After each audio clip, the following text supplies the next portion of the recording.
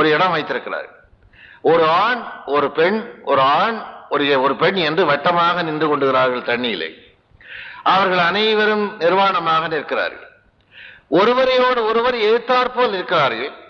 ஆனால் கான்சென்ட்ரேஷன், அந்த கான்சென்ட்ரேஷன்ல அவர்களுக்கு உடல் உணர்வு கொள்ளக்கூடாது, மனது மறத்து போக வேண்டும்.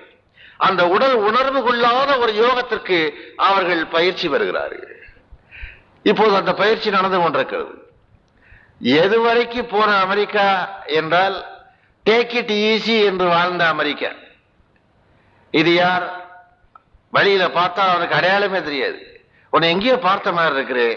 ஒரு பெண்ணை கேட்டான், தெரியாதா, நான் உங்களுடைய மனைவியாக 6 மாதம் இருந்தேனே. நான் சொன்னப்புறம் தான் தெரியும். அப்படி வாழ்க்கையை ஈஸியா எடுத்துக்கொண்ட ஒரு அமெரிக்காவில் இப்பொழுது என்ன யோகம் நடைபெறுகிறது என்றால், மென்டல் கண்ட்ரோல் என்பதற்கு